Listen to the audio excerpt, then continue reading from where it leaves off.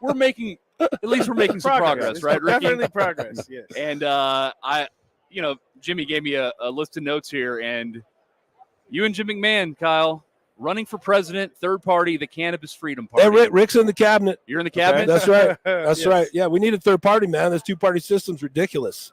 Unreal. I want you guys to get to the debates if at all possible. Oh, please, can we get there? Unreal. I don't think it'll happen. I went up to New Hampshire, a bum rush Nikki Haley and Dean Phillips, went to the Trump rally, couldn't get in that one, but ran into Matt Gaetz and a bunch of other folks up there.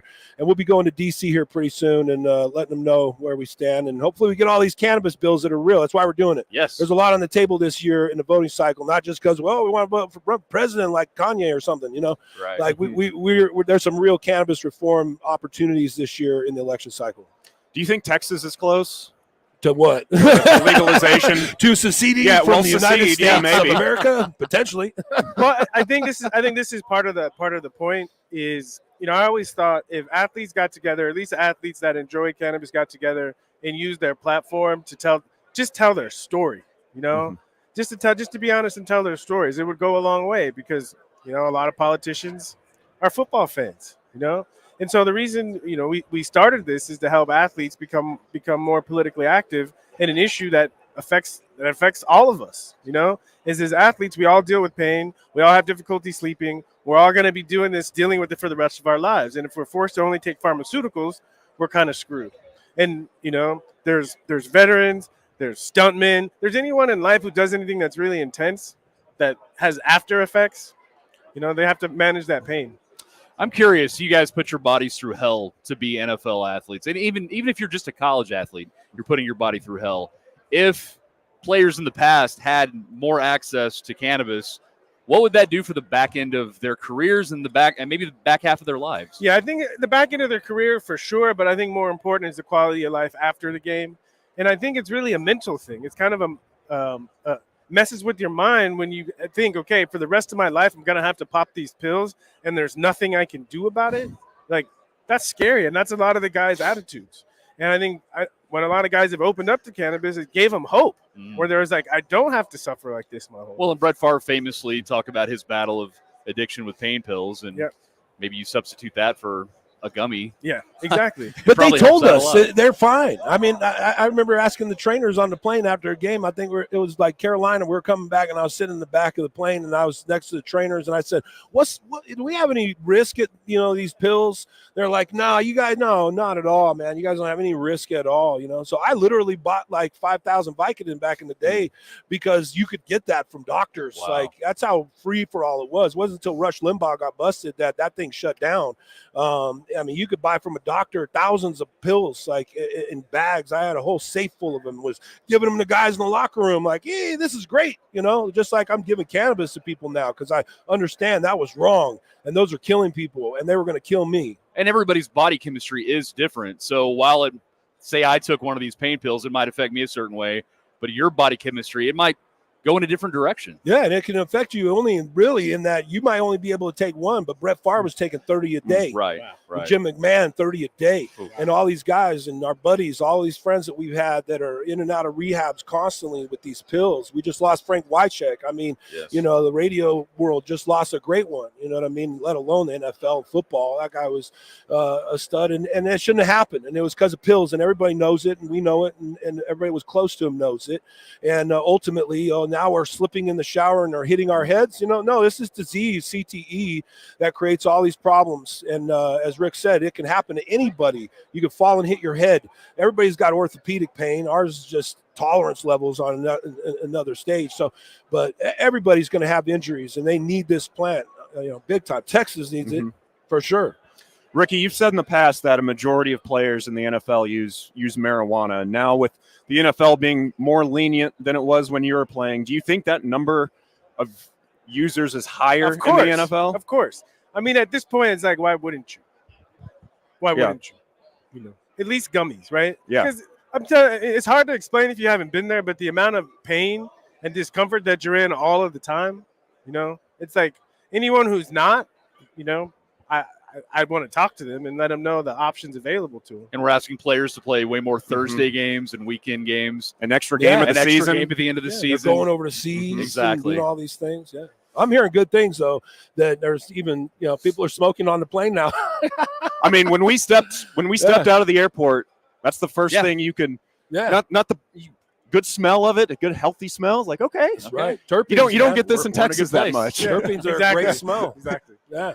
Yeah. No, we the game is changing. There's a lot of things happening in the locker rooms now that are, being talked about with cannabis. A lot of guys are in the industry. A lot of active players are invested in the industry. And that's what Rick and I are, we put our names on this, and we built companies around this. And, we're just trying to get these young players to understand this. And if they want to jump on with us or do their own thing, then we put a good, red carpet out for them, to say the least, in what we've done for this industry. And I think they're all being very receptive, and they all know that they don't want to be addicted to them pills. Everybody's saying the only guys that are looking good are us, that people are using cannabis. So it's really important. Visiting with our friends Ricky Williams and Kyle Turley here on Radio Row, here on The Ticket. Look where we are, though, if you think about it. A decade ago, Commissioner Goodell railing against betting in the NFL, and now you have these billion-dollar contracts with DraftKings and all these betting sites. And at some point, once pot is legal throughout all 50, a corporation like the NFL is going to cash in on that. Yeah. Well, if you look at the history of our country, you can use alcohol prohibition as an example. For a couple of years in this country, you go to jail if you had alcohol. It wasn't as long as cannabis prohibition, but still, we can see the model. And now you can't go anywhere and alcohol is not there. And if you compare at least health benefits, okay, alcohol and it's not even close. Not even close. Alcohol will kill you. Cannabis will not. So it's gonna be mainstream. It's just a matter of time, and I think that's why we're doing what we're doing, so we can contribute to helping the world get there. I love the passion you have for this topic, and I'm curious. You guys are doing a lot of different things in your lives. How much are you following the sport still? I mean, are you still locked in at this moment in time? I'm sure, Kyle, you probably still have some friends that are in the league. It's the Chiefs and 49ers in the Super Bowl. Right, You're right. The Chiefs are in the game, man. I stay close to the game. I coach. Just did another high school season back in Nashville this year. Rick coaches. I do private stuff. Coach some high school. Done JUCO. I tried to get a head job at San Diego State. Brady Hoke decided he's going to quit. I don't know, why. He signed an extension to 27, but I tried to be the head coach. I went and got on radio in San Diego, politics. You got a lobby. Ricky Williams is going to be my running back. Well, if you're going to be president, you got to get used to lobbying, right? I did. I was like, man, I'll bring the squad, but they hired the guy that got fired from Deion Sanders. I guess he's better, to communicate with the guys than people who've been there, done that, So I stay close to the game. It's important to me. That's why we're here, and I know Rick is too. This is our passion. This is what we were born to do. God put us on this earth to play football, period. And I can't believe that there ain't no other purpose for me to be here and Rick to be sitting here other than what we're talking about right now, because this is changing lives and saving lives. And I go back to play football right now. I'm 310 pounds, and I train every day. I'm in the weight room constantly. I'm as strong as I ever was. I got a lot more pain I deal with, but I go out there and take probably about 75% of the NFL jobs at offensive tackle today.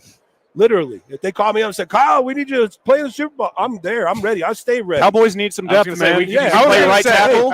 Put me right tackle. Let's go. Trayvon Smith, Moreno Valley, my hometown. He's at left. Put me at right. I was gonna say I follow the game enough to be disappointed in the Cowboys again. Okay, I'm just kidding. That's my Cowboy joke. No, It's but okay. this year has been great. My Dolphins had a wonderful year, fun to watch, and my Longhorns got into the playoffs. So What do you think about the SEC? Oh, it's time. I tell this story, and I said this before the season. I said the last year Texas was in the Southwest Conference, we won the Southwest Conference. And I predicted last year we're in the Big 12, we'll win the Big 12 Conference.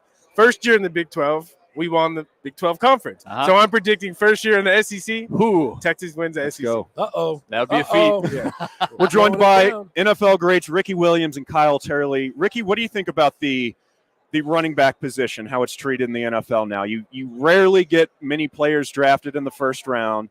If they are, it's their rookie contract. They rarely ever get a second big deal at that position. It seems like it's 4 to 5 years and then rinse and repeat, find another guy. Yeah. Well, here's a question. Who was the last running back taken in the first round that is still playing well? Christian McCaffrey. Yeah, McCaffrey. Yeah. That's why, right? Saquon. Yes. So it's rare, and those they're running backs, but I put them in the category of superstars. Mm-hmm. And I think across any position, you always want superstars. But if they're not a superstar, running back is tough because they take a pounding. Their careers aren't very long. It's hard to depend on them. And offense is different. Yeah. I mean, even from 15 years ago. But, I mean, running back is such a difficult position because you get hit so much. I was thinking about this the other day. For 2 years in a row, I led the NFL in carries. Like, wow. You know, and I took a beating those 2 years. And after those 2 years, I needed to take a break. So I think teams have to be smarter about how they use running backs, and running backs have to be smarter about how they do their contracts to make sure that they're being taken care of early. I think it's a bit more sinister, from my opinion, on the part of our union. They've sold these young guys out. They got a rookie cap that needs to go away. Kids are making more money in college and in high school. You got a Manning kid in high school making more money than starting running backs in the NFL. They've depleted that position down to you got to fight for it position instead of what Mike Dick has showed us, that if we get this guy and we can, we had coaching issues, but we would have won. And yeah, exactly. and there ain't no doubt about it, because these guys are special. They're rare talents.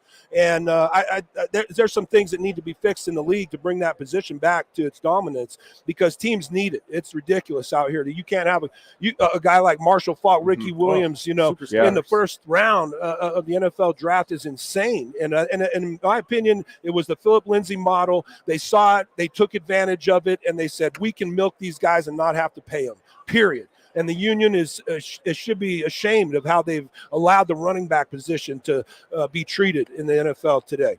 Ricky, if you were 16, 17 years old right now, would that kind of deter you from playing the running back position? Would you want to play maybe receiver or somewhere else where you could make more money after just one contract? I mean, if you look at my rookie contract, I wasn't playing the game for money. Yeah. So I just love playing football. Yeah. And if you're a football player, there's no more fun position than running back. You get to do everything. Gentlemen, I even got some tackles on the interceptions. So. I know you guys have to do a lot of this today. Yeah. I just want to say thank you for your time. Yeah, thank you. Yeah, you guys are great. Hey, go out, get our products. They're in multi-state. Rick's got Heisman brand out there. Yeah, we got Revenant products that are out products. There. And then Rick's got a full hemp line coming out. And it's going to be in all the smoke shops in Texas. We got a great partner in Trinity Hemp at the Gas Pipe. Go to thegaspipe.net, and you can order all our hemp products to any doorstep in America today. And you got a single. Rick's. Your band has a single. Yeah, I'm always Let's go. doing music, man. I'm always putting stuff out. Download my single High, and you'll understand what we're doing out here. Ricky Williams, Kyle Turley. Thank y'all you guys very much. Yeah. Awesome stuff. All right, coming up next here live from Radio Row in Vegas. Let's talk some Chiefs, Niners with our friend from the NFL